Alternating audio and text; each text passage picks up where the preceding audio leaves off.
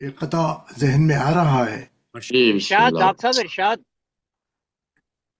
جو افضل ہے زمانے میں اسے قرآن کہتے ہیں، اللہ بے شک واہ، ماشاء اللہ ماشاء جو اللہ افضل ماشاء ہے اللہ. زمانے میں اسے اسے قرآن کہتے قرآن ہیں۔ کہتے ہیں، سبحان اللہ، لکھا قرآن ہے جس نے اسے رحمان کہتے ہیں، ماشاء واہ، واہ واہ، ماشاء اللہ ماشاء اللہ ماشاء اللہ. جسے بھی عشق ہو قرآن پڑھنے اور سمجھنے کا، جسے بھی عشق ہو قرآن پڑھنے اور سمجھنے کا، غضنفر ہم اسی کو عالم قرآن کہتے ہیں۔ سبحان اللہ واہ، ماشاء سبحان اللہ. اللہ سبحان اللہ اللہ آپ کی بہت زبان اچھا، مبارک کرے سبحان ڈاکٹر صاحب. اللہ بے جناب۔ شک بے بے شک ماشاء شک، اللہ ڈاکٹر صاحب. محبت مہربانی۔ اب حاضرین و خواتین، اب میں دعوت دے رہا ہوں نظامت کے لیے ہمارے محترم رفعت سلطان صاحب کو، جو ماشاءاللہ ہر منڈے ایک کلام پاک نہ صرف اپنے مرحومین کے لیے بلکہ ہم سب کے ماشاء اللہ، مرحومین کے لیے اصالہ ثواب ماشاء کرتے اللہ۔ ہیں۔ جزاک اللہ جزاک اللہ جزاک اللہ. محترم سلطان صاحب، جی جی، بسم اللہ سلطان بھائی۔ السلام علیکم ورحمۃ اللہ. وعلیکم السلام ورحمۃ اللہ وعلیکم وعلیکم السلام ورحمۃ اللہ۔ السلام ورحمۃ اللہ وبرکاتہ. رب زدنی علما. ماشاء اللہ. اللہ ہمارے لیے فیض کسب علم و دان اور ہمارے مرحومین کی بلندی درجات اور ایصال ثواب کا سلسلہ اس بابرکت بارحمت مغفرت کے پر نور ماہ میں اردو فاؤنڈیشن کے فورم سے مومنین و مومنات کے لیے جاری و ساری ہے۔ بے ماشاء اللہ۔ شک بے ماشاءاللہ، شک بے شک. نمبر 38 میں سورہ بقرہ کی آیت نمبر 11 سے 20 کی تلاوت، ترجمہ اور تفسیر بیان ہوگی۔ تو آئیے ہم آپ قرآن کریم کے سائے میں اپنے دلوں کو منور کریں، علم و عمل کے رشتے کو مزید مضبوط بنائیں اور اس ماشاءاللہ، قافلے میں شامل ہوں جہاں ہر قدم بندگی کی طرف، بندگی سمت اٹھتا ہے۔ آمین آمین آمین. آج اس روحانی نشست میں سرکار حجت الاسلام سید ریحان حیدر زیدی صاحب قبلہ اپنے پر معرفت درس سے ہم سب کو مستفید فرمائیں گے۔ اس کے بانی عالی جناب علی عابد پرویز صاحب اور ان کے اہل خانہ ہیں، جن ماشاء اللہ۔ ان کی روح طیبہ کو اس کا ثواب ایصال کیا جائے گا انشاءاللہ. اللہ تعالیٰ بطفیل معصومین علیہ السلام اس عبادت کو قبول فرمائے۔ الہی امین۔ آمین آمین۔ آمین آمین. ہم اب درس کا آغاز ایک فاتحہ سے شروع کریں گے، اور اب میں ڈاکٹر اسد صادق صاحب سے فاتحہ کے بعد ڈاکٹر اسد بسم اللہ الرحمن الرحیم، الحمد للہ الحمد للہ رب العالمین الرحمن الرحیم بسم اللہ الرحمن الرحیم۔ ایاک نعبد و ایاک صراط الذین انعمت علیہم غیر المغضوب صراط الذین انعمت علیہم۔ بسم اللہ الرحمن الرحیم، بسم اللہ بسم اللہ الرحمن الرحیم، قل هو الله احد الله الصمد اللہ اکبر، اللہ بسم اللہ بسم الله الرحمن الرحيم قل هو الله الصمد بسم الله اللہ الرحمن الرحيم قل هو الله احد الله الصمد قل الله غفور. اللہم صلی اللہ علیہ وسلم وجل فرجہ۔ اب میں ڈاکٹر اسد صادق صاحب سے گزارش کرتا ہوں کہ وہ تلاوت کلام پاک کا شرف حاصل کریں۔ بہت شکریہ، بہت شکریہ صدر صاحب۔ السلام علیکم حاضرین محفل، وعلیکم خصوص السلام مولانا ریحان ورحمۃ صاحب، اللہ اعوذ وبرکاتہ. باللہ من وعلیکم السلام الشیطان ورحمۃ الرجیم، اللہ بسم وبرکاتہ اللہ جناب۔ الرحمن الرحیم۔ وَإِذَا قِيلَ لَهُمْ لَا تُفْسِدُوا فِي الْأَرْضِ قَالُوا إِنَّمَا نَحْنُ مُصْلِحُونَ أَلَا إِنَّهُمْ هُمُ الْمُفْسِدُونَ وَلَكِنْ لَا يَشْعُرُونَ وَإِذَا قِيلَ لَهُمْ آمِنُوا كَمَا آمَنَ النَّاسُ قَالُوا أَنُؤْمِنُ كَمَا آمَنَ السُّفَهَاءُ أَلَا إِنَّهُمْ هُمُ السُّفَهَاءُ وَلَكِنْ لَا يَعْلَمُونَ وَإِذَا لَقُوا الَّذِينَ آمَنُوا قَالُوا آمَنَّا وَإِذَا خَلَوْا إِلَى شَيَاطِينِهِمْ قَالُوا إِنَّا مَعَكُمْ إِنَّمَا نَحْنُ مُسْتَهْزِئُونَ الله يستهزئ بهم ويمدون في طغيانهم يعمهون أولئك الذين اشتروا الضلالة بالهدى فما ربحت تجارتهم وما كانوا مهتدين مثلهم كمثل الذي استوقد نارا فلما أضاءت ما حوله ذهب الله بنورهم وتركهم في الظلمات لا يبصرون ثم بكم عمي فهم لا يرجعون أو كصيب من السماء فيه ظلمات ورعد وبرق يجعلون أصابعهم في آذانهم من الطبائخ حضرة الموت والله محيط بالكافرين يكاد البرق يخطف أبصارهم كلما أضاء لهم مشوا فيه وإذا أظلم عليهم قاموا ولو شاء الله لذهب بسمعهم وأبصارهم إن الله على كل شيء قدير ماشاءاللہ صدق ڈاکٹر الله صاحب، العلي العظيم سبحان اللہ سبحان اللہ ماشاء ڈاکٹر اللہ صاحب، جزاک واہ، اللہ ماشاء ماشاء اللہ اللہ۔ جزاک اللہ خدا اندازہ جزاک اللہ جزاک سلامت اللہ رہیں جی، جزاک اللہ۔ آپ کو۔ اب میں حجت الاسلام سید صاحب سے گزارش کرتا ہوں کہ وہ اپنا درس کے آغاز کریں، آپ کے درس کا۔ اعوذ بواز باللہ من بلند الشیطان نعرے الرجیم صلوات اللهم صل على اللہم صلی صل اللہ علی محمد وعلى محمد وآل محمد محمد محمد۔ وعجل اعوذ فرجہم۔ باللہ من الشیطان الرجیم بسم اللہ الرحمن الرحیم وبہ نستعین الحمد للہ الصلاۃ والسلام علی علیہ۔ موصوف نے اسد بھائی نے جو ہے وہ قرآن مجید کی آیت نمبر 11 سے غالباً تلاوت کا شرف حاصل کیا ہے جی اور سب ہم ہی لوگ سماعت کر رہے تھے، ہوں۔ لیکن چونکہ تفسیر ابھی ہماری الف لام میم پر ہی تھی، آج اس کے آگے سے اس کی بات ہوگی انشاءاللہ تعالیٰ، چونکہ یہ تفسیر کا درس ہے اور تفسیر کا مطلب ہی ہوتا ہے کہ آپ صحیح طریقے سے اسے ایکسپلین کریں، صحیح طریقے سے اس بات کو پہنچائیں۔ تو تلاوت میں تو ہم کافی آگے بڑھ گئے ہیں، لیکن ابھی تفسیر ہماری وہیں پر رکی ہوئی ہے۔ پہلی آیہ کریمہ بسم اللہ الرحمن الرحیم الف لام میم، اس سے حروف مقطعات سے بحث ہو چکی تھی کہ حروف مقطعات کیا ہیں، اور جب انشاءاللہ ہم 23ویں آیت پہ پہنچیں گے تو اور تھوڑی سی بحث کریں گے حروف مقطعات کیا ہے۔ دوسرا مسئلہ ہے ذالک الکتاب لا ریب فیہ ھدی للمتقین۔ اب ہم نے ایک بات آپ کی خدمت میں عرض کی تھی کہ جب ہم پڑھا کریں گے قرآن مجید کو تو اس میں جو علامتیں آتی ہیں اس پہ بحث کریں گے۔ یہاں ذالک الکتاب لا ریب کے بعد دیکھا ہوگا ہم نے جیم بھی لکھا ہے، صلے بھی لکھا ہے، اور 3 ڈاٹ بھی لگے ہوئے ہیں، 3 نقطے بھی لگے ہوئے ہیں، اور اسی طرح سے فیہ کے بعد جیم بھی لکھا ہوا ہے اور 3 ڈاٹ بھی لگے ہوئے ہیں، اور للمتقینہ کے بعد میں ایک دائرہ ہے آیت نمبر 2 پہ، اس پہ لا لکھا ہوا ہے۔ یہ تینوں کیا ہیں؟ جہاں کہیں بھی یہ 3 ڈاٹ آئیں گے یا صلے آئے گا یا جیم آئے گا، چاہے ساتھ میں آ جائیں یا اکیلے آ جائیں، تو وہاں پر اس کا مقصد یہ ہوتا ہے اب آپ کی مرضی ہے کہ آپ اگر یہاں رکنا چاہتے ہیں تو رک جائیے، اور اگر آپ رکنا نہیں چاہتے ہیں یہاں پہ تو جو اس کے بعد والا جیم آئے گا یا اس کے بعد والے 3 ڈاٹ آئیں گے اس پہ آپ کو رکنا ہے۔ ہمیشہ جب کبھی بھی آئیں گے 2 جگہ آئیں گے، ایک پہلے ایک بعد میں، یا تو آپ پہلے والے پہ رک جائیے یا بعد والے پہ، ایسے۔ ذالک الکتاب لا ریب فیہ ھدی للمتقین۔ اب ہم فیہ پہ نہیں رکے، آپ ایسے بھی پڑھ سکتے ہیں ذالک الکتاب لا ریب فیہ ھدی للمتقین، دوسری بار ہم فی پہ رک گئے، تو یہ ہماری اپنی مرضی ہے۔ کیوں؟ اس کا مطلب یہ ہوتا ہے کہ ابھی بات ہماری کہنے سے باقی رہ گئی ہے، لہٰذا ہم اس کو آگے بڑھا رہے ہیں، کنٹینیوز مرحلے میں بات آئے گی، تو ایسی جگہ پر ہم ایک جگہ رکیں گے، دوسری جگہ نہیں رکیں گے۔ اس کے بعد ہے ھدی للمتقین۔ اب جہاں کہیں بھی یہ دائرے کے اوپر یہ جو سرکل بنا ہوا ہے اس کے اوپر اگر لا لکھا ہوا ہے تو یہاں ہمیں نہیں رکنا ہے۔ کیوں نہیں رکنا؟ لا یعنی نہیں کے معنی میں، لا یعنی نہیں۔ کیوں نہیں رکنا ہے؟ اس لیے کہ یہاں ہماری بات پوری نہیں ہوئی ہے، یعنی ابھی بات کہنے والا کچھ اور باتیں کہہ رہا ہے، لہٰذا بات جب پوری نہیں ہوئی ہے تو ہم یہاں نہیں رکیں گے۔ ھدی للمتقین الذین یؤمنون بالغیب ویقیمون الصلاۃ، اس طریقے سے اپنی بات کو آگے بڑھائیں گے۔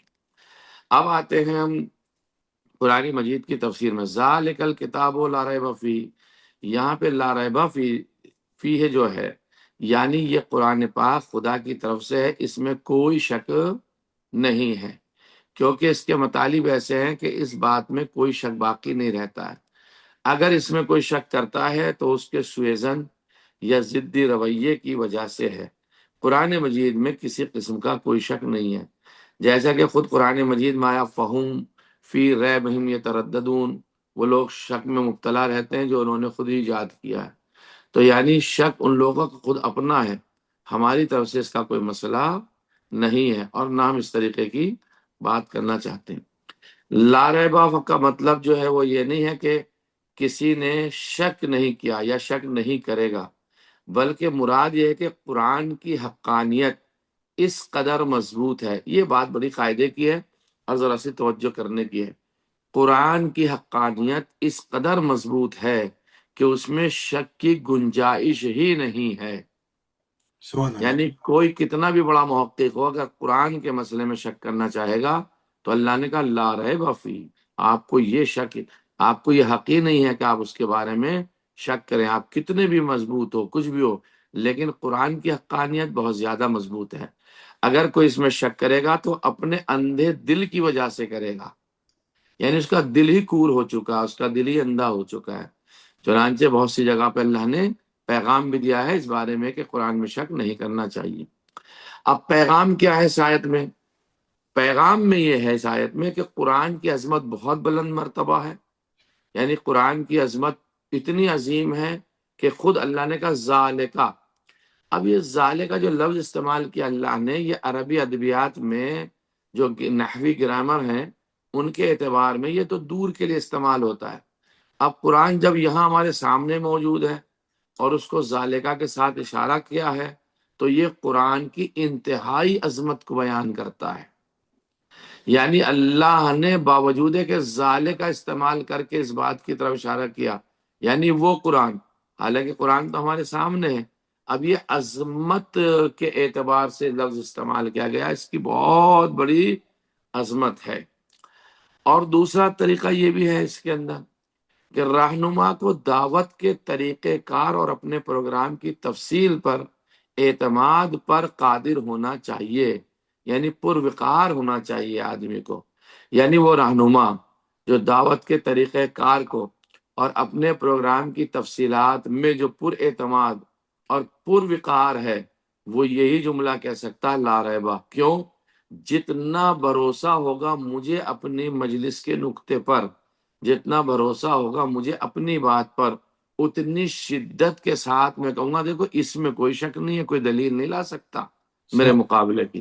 تو اب اللہ چونکہ کتنا محکم و مستحکم ہے، وہ اپنے اعتبار سے کہہ رہا لا ریب فی، اس میں کوئی شک اور شبہ کی گنجائش نہیں ہے۔ تو لا ریب وہاں استعمال کیا جاتا ہے جہاں پہ انسان کو یا کسی شخص کو اپنے اوپر اتنا بھروسہ ہو کہ دوسرا اس کے بھروسے کو ختم نہ کر سکے، وہاں پہ لا ریب استعمال ہوتا ہے۔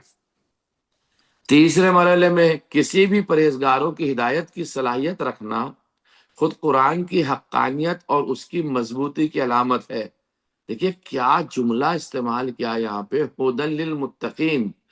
اگر اللہ یہ بھی کہہ سکتا تھا یہاں پہ ہدی للناس، لوگوں کی ہدایت کے لیے، اللہ یہاں پہ یہ بھی کہہ سکتا تھا ہدی للمؤمنین، لیکن اللہ نے کہا ہدی للمتقین، یعنی تم متقین ہو اپنی جگہ پہ، لیکن اور بھی زیادہ قرآن تمہاری ہدایت کرے گا۔ متقین ہونا اور ہے اور قرآن کی ہدایت ہونا اور ہے۔ یعنی آپ ہدایت کے مرحلے پہ ہیں، اس کی کیٹیگریز ہیں اپنی اپنی، کس کس مرحلے پہ آپ ہیں، لیکن پھر بھی قرآن ہدایت پہ ہونے کے باوجود بھی متقین کی ہدایت کرتا ہے، اس کا یہ ایک معجزہ ہے۔ اور یعنی تمہیں اب اس میں اندر ایک بات اور پیش کی جا سکتی ہے، وہ کیا ہے کہ صرف پاک و پاکیزہ، پاک اور پرہیزگار افراد ہی قرآن کی ہدایت سے مستفیض ہوں گے۔ ہر ایک آدمی قرآن کی ہدایت سے مستفیض نہیں ہوگا، فائدہ مند نہیں ہوگا، اسے فائدہ نہیں پہنچے گا۔ مثال کے طور پر کوئی کہنے لگے کافر اس کو اس کے قرآن سے جو ہے وہ اس کو اس کی ہدایت ہو جائے، تو پہلے وہ اسلام لائے گا پھر اس کی ہدایت قرآن کرے گا۔ یعنی جب تک وہ مرحلے کفر پہ ہے اس کی کیا ہدایت ہوگی؟ معنی اعتبار سے تو اس کی ہدایت ہی نہیں ہو رہی چونکہ مرحلے کفر پہ ہے وہ۔ تو یہاں پہ ہدی للمتقین کی شرط اللہ لے کے آیا، یعنی جس کے دل کا ظرف زیادہ پاک ہوگا اس کے لیے نور کو جذب کرنا اور اس سے مستفیض ہونا زیادہ امکان پذیر ہے۔ یعنی ظرف پاک کرنا ہے ہمیں تاکہ ہم زیادہ سے زیادہ پاک و پاکیزہ ہو سکیں، یہ ہمارا ظرف ہے۔ اس ضرب کو ہمیں بہت تقوی اور پرہیزگاری کے ساتھ میں لانا ہے تاکہ ہم زیادہ سے زیادہ مستفیض، زیادہ سے زیادہ ہمیں فائدہ ہو سکے۔ اب ہدایت کے مراحل بھی ہیں جان گرامی، ہدایت کہیں کم بھی ہوتی ہے، ہدایت کہیں زیادہ بھی ہوتی ہے، اور والذین اہتدوا زادہم ہدی، یا خود ہی کہا خداوند عالم نے جن کی ہدایت ہو گئی ہے ان کی ہدایت اور زیادہ ہو جائے، تو یہ بھی بہت بڑا مسئلہ ہے کہ جن کی ہدایت ہوگی ان کی ہدایت اور زیادہ ہو جائے۔ تو یہ ذالک الکتاب لا ریب فیہ ھدی للمتقین، یعنی متقین لوگوں کے لیے بھی ہدایت کرتا ہے۔ اب جس کی جیسی ہدایت ہوگی تو اسے زیادہ ہدایت میں لیتا چلا جائے گا، جس کی ہدایت نہیں ہے، مرحلہ ایمان میں ابھی ابھی آیا ہے، تو بھی اس کے لیے، یعنی بگننگ سے لے کے جو ہے وہ انٹل تک جو ہے ہر اعتبار سے ہدایت کرتا ہے قرآن مجید۔ جی سبحان اب اللہ۔ اس کی تیسری آیت ہے الذین یؤمنون بالغیب ویقیمون الصلاۃ ومما رزقناہم ینفقون، یہاں بھی لفظ لا آیا ہے جو آیت کے اوپر ہے۔ اب لا کا مطلب وہی ہے کہ آپ ابھی وقف نہیں کر سکتے یہاں پہ، کیونکہ ہماری بات پوری نہیں ہوئی ہے، لہذا آپ پڑھتے رہیں، سانس نہ توڑیں تو آپ کے لیے بہتر ہے۔ تو اب وہ کیوں کہہ رہے ہیں اس بات کو؟ کہتے ہیں متقین وہ ہیں جو غیب پر ایمان رکھتے ہوں، واہ واہ، نماز قائم کرتے ہوں، جو کچھ ہم نے انہیں رزق عطا کیا ہے اس میں سے انفاق کرتے ہوں۔ اب متقین کی تین علامتیں بتائیں، متقین کی تین علامتیں بتائیں۔ پہلی کیا ہے؟ ایمان پر، غیب پر ایمان ایک، نماز قائم کریں دو، اور جو ہم نے رزق دیا ہے اس میں سے وہ انفاق کریں، یعنی لوگوں کو دیں، ہم نے جو نے دیا ہے۔ اب اس کی تفسیر آئے گی اور بڑی عمدہ ہوگی۔ قرآن عالم کو دو حصوں میں تقسیم کرتا ہے، الذین یؤمنون بالغیب، دو حصوں میں قرآن تقسیم کرتا ہے، ایک عالم غیب میں، ایک عالم شہود میں۔ عالم غیب کا اطلاق خداوند عالم پہ، فرشتوں پہ، قیامت پہ، حضرت مہدی اجل اللہ تعالیٰ فرم الشریف پر ہے، کیونکہ وہ غیب میں ہے، اس وقت پردے غیب میں ہے۔ تو اب ہم اللہ کو غیب میں مانیں گے، دیکھے جانے والی چیز تو ہے نہیں ابھی، فرشتے ہیں دیکھے جانے والی چیز تو ہے نہیں، ہمیں ان پہ ایمان رکھنا ہے۔ قیامت دیکھی جانے والی چیز تو ابھی ہے نہیں، اس پہ بھی ہمیں یقین رکھنا۔ فی الحال غیبت کبریٰ میں آقا ہے تو ہمیں ایمان رکھنا ہے، سمجھنا۔ دوسرا عالم مشہود ہے، متقین وہ لوگ ہیں جو تمام عالم پر ایمان رکھتے ہیں، یعنی ہر شے پہ اللہ کی ایمان رکھیں، لیکن دوسرے لوگ صرف اس بات کو مانتے ہیں جو ان کے لیے محسوس سطح پر ہو، یعنی جسے محسوس کر سکتے ہو۔ اب وہ خدا کو محسوس نہیں کر پا رہے تو کہتے ہیں جو دکھائی نہیں دے رہا تم کیوں ایمان رکھیں؟ تو یہ متقین لوگوں میں اور دوسرے لوگوں میں یہی فرق ہے۔ متقی پرہیزگار لوگ دکھائی دے چیز یا نہ دکھائی دے اس پہ ایمان رکھتے ہیں، غیر متقی افراد کہتے ہیں نہیں بھائی دکھائی دے گی تو ایمان لائیں گے۔ یہ تو وہ جناب زبیدہ والی جنت ہو گئی، بلال نے وہ جو بہلول دانا والی بنا رہے تھے جنت، کیا بنا رہے؟ جنت بناؤ، خریدو کہ ہاں خریدوں گا، بیچ دیے، غیب پہ ایمان رکھا، جنت کے حقدار ہو گئے۔ تو اب یہ غیب کے جو مسائل ہیں یہ ہے کہ ہمیں شے دکھائی دے یا شے نہ دکھائی دے، اگر ہم متقی و پرہیزگار ہیں تو ہمیں یہ چاہیے کہ ہم اس کے اوپر ایمان رکھیں۔ پیغام کیا ہے؟ دیکھیے، ایمان عمل سے الگ نہیں ہے، بے شک ایمان کی چیز جو عمل سے الگ نہیں ہے۔ غیب پر ایمان کے ساتھ مومنین کے فرائض اور عملی احکام بیان کیے گئے ہیں، یعنی ایمان ایک ایسی چیز ہے جو غیب پر ایمان ہو۔ تین چیزیں اللہ نے ایک ساتھ استعمال کی، یومنون، یقیمون، ینفقون۔ دیکھیے بہت کام کی چیز میں آپ کی خدمت پیش کر رہا ہوں، یعنی جہاں جہاں بھی ایمان ہے، ایمان عمل سے الگ نہیں ہوگا۔ تو اب ہمیں غیب پر ایمان کے ساتھ ساتھ کیا کرنا؟ مومنین کے فرائض میں عملی احکام بیان کیے گئے ہیں، یومنون، یقیمون، ینفقون۔ اسے آپ اس طرح سے سمجھ لیجئے، الہی نظریہ کائنات میں بنیادی اصول یہ ہیں کہ جہان صرف محسوسات پر منحصر نہیں ہے کہ آپ نے محسوس کر لیا تو ہمیں ایمان رکھنا ہے، نہیں۔ یوم ایمان اگر ہے یومنون تو کس چیز پہ؟ غیب پہ ایمان ہو، یومنون بالغیب ایک۔ ایمان کے اصول کے بعد نماز کا قیام بھی ضروری ہے۔ ایسا نہیں ہے کہ ہم نے صرف ایمان حاصل کر لیا ہے تو نماز نہیں۔ اللہ نے کہا یقیمون الصلاۃ، صاحب ایمان ہو تو نماز قائم کرتے ہیں یا کرتے رہیں گے، یقیمون الصلاۃ۔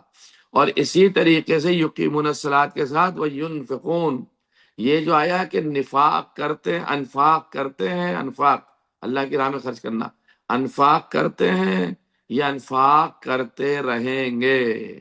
اب آپ یہاں سے اندازہ لگائیے، نماز کا قیام مستقل ہونا چاہیے، موسمی اور وقتی نہیں ہونا چاہیے۔ یقیمون الصلاۃ فعل مضارع استمرار اور کام کے تسلسل پر دلالت کرتا ہے، یعنی یہ کنٹینیوس پہ بھی دلالت کرتا ہے اور یہ فیوچر پہ بھی دلالت کرتا ہے، یعنی پرزینٹ پہ بھی دلالت کرتا ہے اور فیوچر پہ بھی دلالت کرتا ہے، یعنی اس وقت بھی کام کر رہے ہیں اور یہ کام کرتے رہیں گے، دونوں معنی پہ۔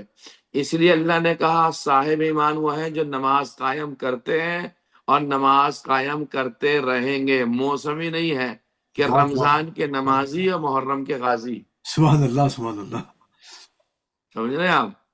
ایسا نہیں ہے، بلکہ یقیمون الصلاۃ جو اللہ نے کہا ہے نماز کا قیام مستقل ہونا چاہے، موسمی نہیں ہے، ہمیشہ ہے۔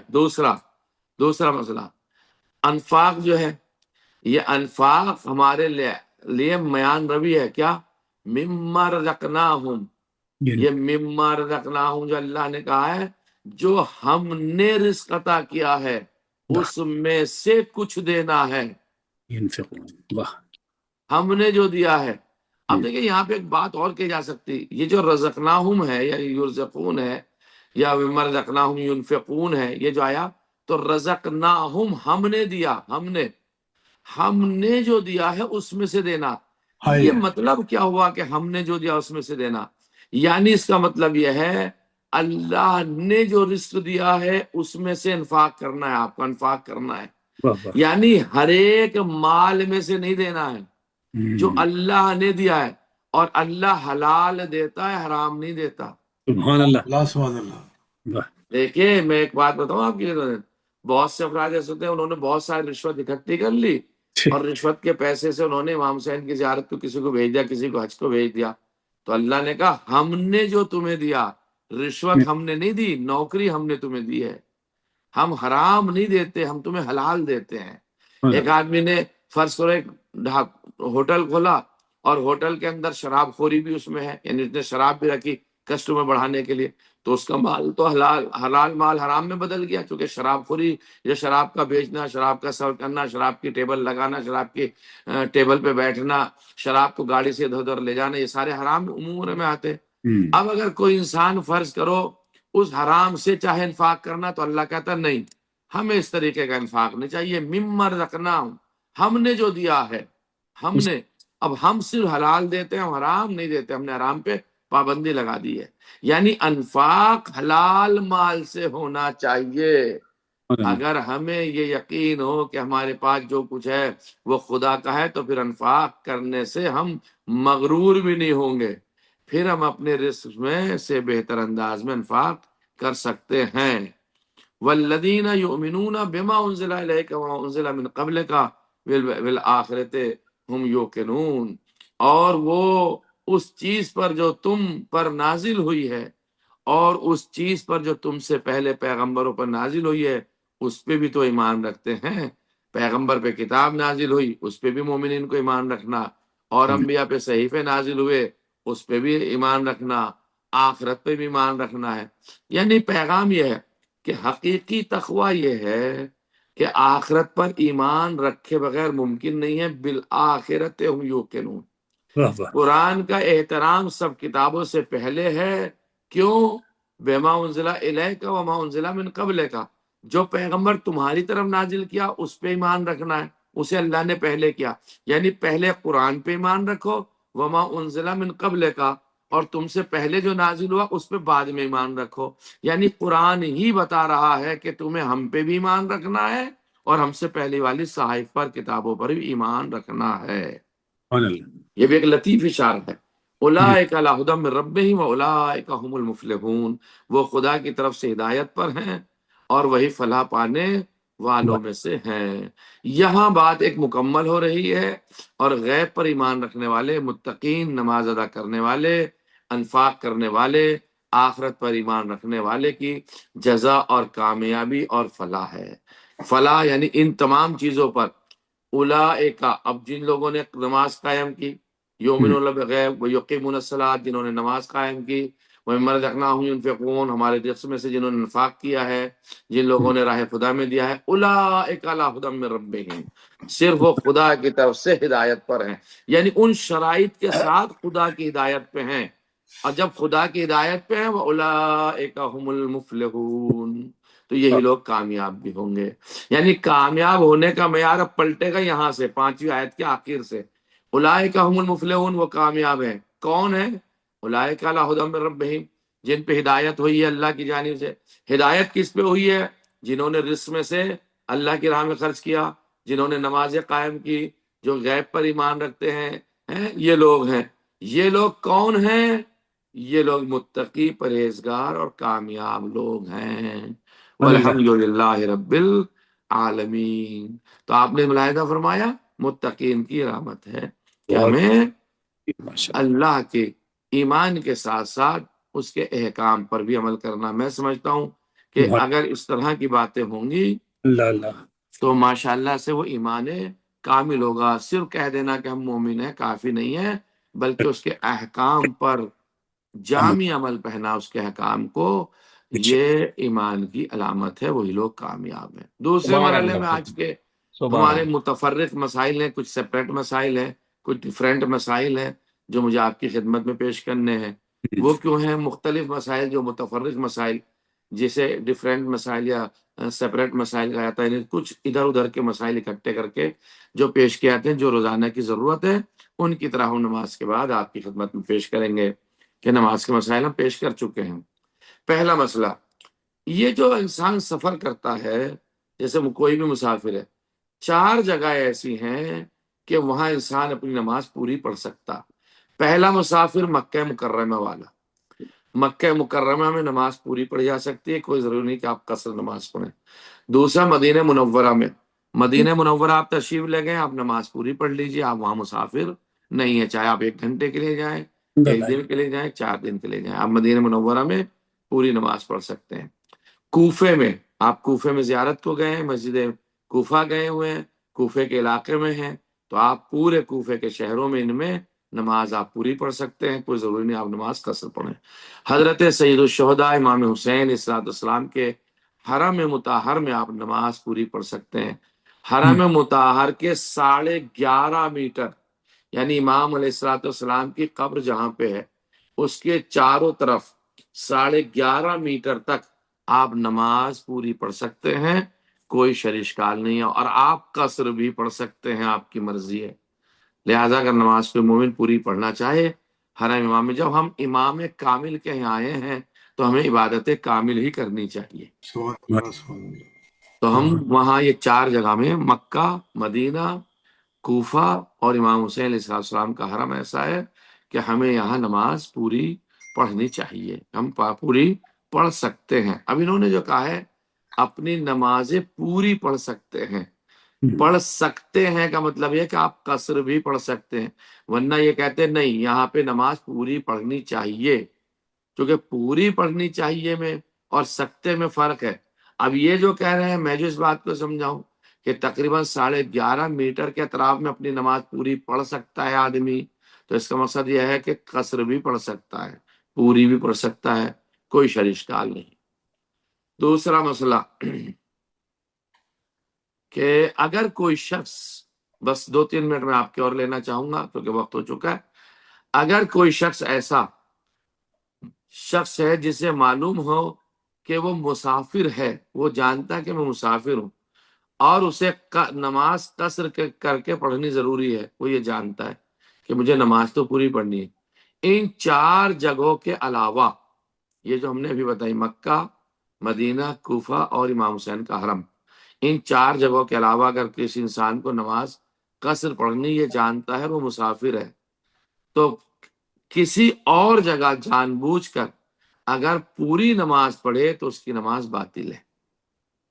یعنی ان 4 جگہوں کے علاوہ اگر کوئی انسان یہ جانے کہ میں مسافر ہوں اور یہ جانے کہ مجھے نماز قصر پڑھنی تھی اور وہ نماز پڑھ لے پوری تو اس کی نماز باطل ہو جائے گی. اور اگر بھول جائے کہ مسافر کو نماز قصر کر کے پڑھنی چاہیے، ایک آدمی مسافر ہے، وہ اس بات کو ہی بھول گیا کہ نماز مجھے قصر پڑھنی ہے، بھول گیا بیچارہ، اور پوری نماز اس نے پڑھ لی. بھولنے کے بعد بھول گیا تھا، سفر میں تھا، بھول گیا، اس نے پوری نماز پڑھ لی.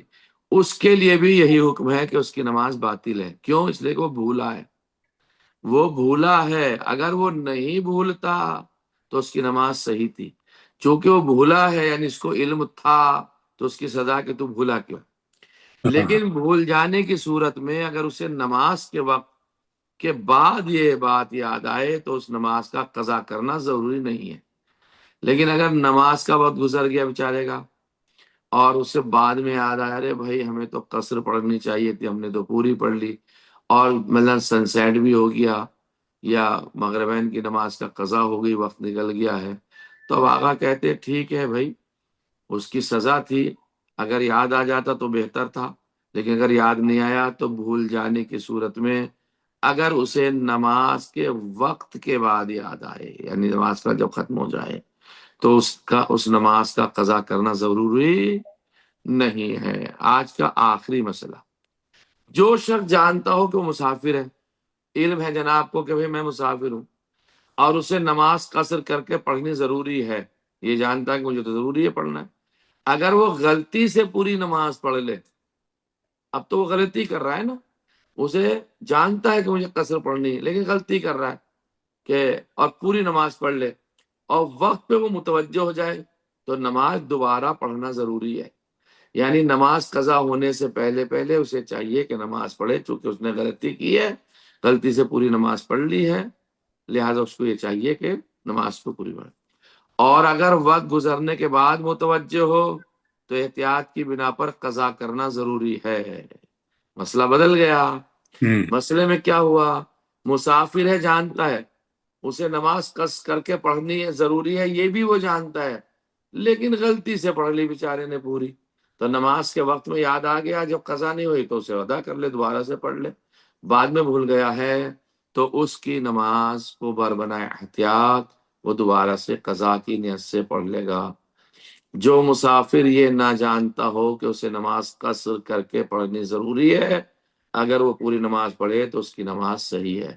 بیچارے کو علم ہی نہیں ہے کہ نماز قصر ہوتی ہے، یہی نہیں معلوم ہے، اس نے سیکھا ہی نہیں، ایسی دنیا میں رہتا ہے کہ 22 کلومیٹر کا سفر طے کرنے کے بعد یہ دونوں اپ ڈاؤن 44 کلومیٹر ہونے کے بعد میں نماز قصر ہو جاتی ہے، اسے معلوم ہی نہیں بیچارے کو، اور جب معلوم ہی نہیں اس نے قصر کر کے پڑھ لی، اگر وہ پوری کر کے انہوں نے نماز پڑھ لی تو اس کی نماز صحیح ہے، چونکہ اسے علم نہیں تھا. والحمدللہ رب العالمین. کوئی مسئلہ ہو تو بسم اللہ. جزاک اللہ قبلہ، جزاک اللہ ماشاء اللہ، سبحان اللہ، سبحان اللہ. قبلہ. ایک چھوٹا سا جزاک مسئلہ ہے. اللہ، بہت بہت شکریہ، ماشاء اللہ، بہت عمدہ. یہ اسکرین سے ہٹا دیجئے غزنفر جوان صاحب جوان. اور ان کا چہرہ لے آئیے. جی بسم اللہ، بسم اللہ. قبلہ جی اگر السلام علیکم. وعلیکم السلام السلام. علیکم. جی وعلیکم السلام. مولانا یہ بتائیے کہ اگر ہم سفر میں گئے ہیں اور ہم نے نماز قضا پڑھ لی ہے اور اس کے بعد ہم وطن میں واپس آ گئے ہیں اسی ٹائم میں، تو کیا ہمیں دوبارہ نماز پڑھنی پڑے گی؟ نہیں، وہ ایک جہاں کا جو وقت تھا، جو ہم نے پہلا مرحلہ ادا کر لیا، جو ہماری ذمہ داری تھی، کافی ہے. ایک دن میں 2 نمازیں نہیں ہیں، یا ایک رات میں 2 نمازیں نہیں ہیں. جی شکریہ. جی. قبلہ ایک مسئلہ اور ہے کہ اگر کیا بتائیں؟ سفر کی حالت میں نماز پڑھتے ہوئے آپ نے قصر کی اگر نیت نہیں کی اور نماز شروع کر دی اور دوران نماز اگر آپ کو خیال آتا ہے تو نیت بدلی جا سکتی ہے؟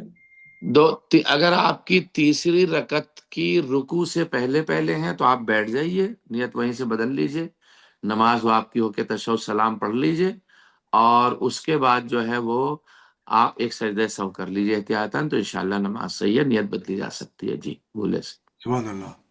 لیکن جی. اگر پہلی اور دوسری رکعت میں یاد آ جائے اور تو بہت ہی نیت اچھا ہے، چینج ہو سکتی ہے. پھر تو بہتر ہے وہیں سے اپنا وہی نیت ہے کہ میں قصر پڑھ رہا ہوں. جی بہت بہتر. بہت جی جی جزاک اللہ. جی. اور کوئی مسئلہ؟ آج محترم جناب قمر عابدی صاحب نہیں ہے، خیریت تو ہے سب؟ سفر میں جی ہے۔ جی ہاں، جی ان کی فلائٹ لیٹ ہو گئی تھوڑا. اچھا اچھا، خیر انشاءاللہ سلامتی کے ساتھ تشریف لائیں انشاءاللہ. انشاءاللہ. ٹھیک ہے، اور کوئی مسئلہ؟ تو میوٹ ہو گیا. جی جی میرا سوال حاضر مولانا، ہے. جی ارشاد. مولانا صاحب اکثر سننے میں یہ آتا ہے کہ کلام پاک جب پڑھیے تو بڑے تدبر سے اور تفکر سے پڑھیے. مجھے یہ بتائیے تدبر اور تفکر میں کیا فرق ہے؟ کیا یہ دو الفاظ ایک دوسرے کے متقابل ہیں یا اپوزٹ ہیں؟ نہیں، تفکر اور تبدر جو ہیں یہ اپوزٹ الفاظ نہیں ہیں. تفکر کہتے ہیں کہ آپ غور و فکر کیجئے. جی سمجھ رہے آپ؟ مثال کے طور پر بھائی اللہ یہاں کیا کہنا چاہ رہا ہے، اس کو کہتے ہیں تفکر کرنا. یعنی ایک چیز آئی کہ ہم فرض کر دیں اللہ نے کہا یؤمنون، تو اب یہ یؤمنون جو ہے ہمیں اس میں تھوڑی سی فکر کرنی ہے کہ بھائی اس میں اللہ کیا سنا، یعنی ایک غور و فکر کرنا چاہیے. مثال کے طور پر جیسے کائنات کی تخلیق پر سوچنا ہے ہمیں کہ اللہ نے انسان کی زندگی کے مقصد پر جو ہمیں غور کیا، فلا یہ تفکرون، آپ کیوں فکر نہیں کرتے، کیوں سوچتے نہیں ہو. تو ایک تو یہ ہو گیا. اور تدبر کا مطلب ہے گہرائی میں جا کے سوچنا ہے، روا روی سے نہیں بس سوچ لیا نکل گئے نہیں. تدبر کہتے ہیں ذرا سا ڈیپ میں جائیے، ذرا سا گہرائی میں جائیے. اب میں اس کی بڑی اچھی سے ایک مثال دے دیتا ہوں. ایک آدمی جو سمندر میں اترا تو اس کا ایک فکر تھا بھائی سمندر کے اندر جو مچھلیاں ہیں، اس نے مچھلیوں کا شکار کیا، باہر آ گیا. یہ ہو گئی فکر کرنا، یعنی مچھلیوں کی اسے فکر تھی. ایک آدمی سوچنے لگا مچھلیاں ہی نہیں ہیں، اس میں تو کچھ اور بھی ہو سکتا. اب ان نے تدبر کرا تو اور ڈیپ میں گیا اور گہرائی میں گیا. ارے بھائی یہاں تو لولو بھی ہے، مرجان بھی ہے، یہاں تو یہ بھی ہے، یہاں تو وہ بھی ہے. تو تفکر ہے پہلے مرحلے کا کام، اور تدبر ہے ایک دم نیچے تک جانا، سبحان یعنی اللہ. بہت زیادہ ڈیپ میں جا کر کے ملاحظہ کرنا. جزاک اللہ. شکریہ شکریہ شکریہ مولانا جی صاحب. ویلکم جناب، خوش آمدید. جی آج آپ کا کیمرہ الٹا رکھا ہوا ہے حضور، اسے ذرا سا موبائل کو سیدھا رکھیے گا. جی وہ اس میں ہو گیا. اور کوئی مسئلہ ہے حضور؟ جی جی موبائل کو سیدھا کرو. کیسے؟ موبائل ہی گھما دیجئے، یہ یا وہ اب صحیح ہے، لیپ ٹاپ تو کیسے گھمائیں اب گے؟ صحیح ہو گیا. جی اب ہو گیا حضور، ہو ہو گیا گیا ہو گیا. شکریہ جی جی شکریہ ماشاء اللہ. مہربانی. جی ٹھیک ہے جناب، ٹھیک ہے. بہت بہت شکریہ جناب. جی خوش آمدید احسن جناب. احسن خداوند احسن. عالم سے دعا کرتا ہوں کہ پروردگار آپ حضرات کی اور ہماری عبادت قبول فرمائے انشاءاللہ. آمین. ہمارے الحمدللہ سبھی کے دلوں کو جو ہے وہ الحمدللہ. قرآن سے اور مسائل سے منور فرمائے انشاءاللہ. آمین. میں اپنی جانب سے بھی اردو فاؤنڈیشن کے پلیٹ فارم پر ایک گزارش کروں گا کہ آپ حضرات ایک بار اور سورہ الحمد اور 3 بار سورہ اخلاص کی تلاوت فرما کر کے جناب عابد پرویز صاحب کے جو مرحومین ہیں ان کی روح کو اصال فرما دیں. بسم اللہ بسم اللہ الرحمن الرحیم. اللہم صل الحمدللہ. الحمدللہ. صراط الذین انعمت علیہم. بسم اللہ الرحمن الرحیم. بسم الله الرحمن الرحيم. بسم الله الرحمن الرحيم. الله صل بسم الله الرحمن الرحيم. بسم الله الرحمن بسم الله الرحمن الرحيم. قل هو الله. اللهم تقبل منا انك انت السميع العليم. والسلام علیکم ورحمۃ اللہ وعلیکم وبرکاتہ. السلام. التماس سے بہت بہت شکریہ آپ کا. اب میں گزارش کرتا ہوں اس درس کے بانی عالی جناب علی عابد پرویز صاحب سے کہ وہ اپنے تاثرات سے نوازیں. علی عابد پرویز صاحب موجود ہیں ماشاءاللہ. عابد صاحب غالباً یا تو میرے خیال سے لاگ ان نہیں کر پائے غالباً. ٹھیک، کوئی مسئلہ نہیں ہے. تو آخر میں بس یہ ہے کہ ہم مشکور ہیں ڈاکٹر غضنفر جعفری صاحب کے اور حجت الاسلام سید ریحان حیدر زئی صاحب کے اور بانی درس سید علی عابد پرویز صاحب کے. اللہ ہم سب کی توفیقات میں اضافہ فرمائے. الہی آمین. الہی آمین. تو آج کا یہ درس ختم ہوتا ہے. انشاءاللہ نیکسٹ ویک میں پھر حاضر ہوں گے. تب تک کے لیے سب کے لیے خدا حافظ میری طرف سے. حافظ. بھائی بہت شکریہ آپ کا نظامت کا ماشاءاللہ. ماشاءاللہ. اگلی دفعہ جیسے ڈاکٹر صاحب نے کہا ہے آپ اپنے سلطان نام کے ساتھ آپ لاگ ان کیجیے گا ہمیشہ. ہاں انشاءاللہ. انشاءاللہ इंशाल्लाह और जज़ाक अल्लाह और जज़ाक सभी लोग इंशाल्लाह नाम से इंशाल्लाह बेशक वो बेशक वो मेरे लिए थोड़ा जज़ाक आसानी हो जाएगी। इंशाल्लाह। बिल्कुल बिल्कुल बिल्कुल मेहरबानी, बहुत शुक्रिया।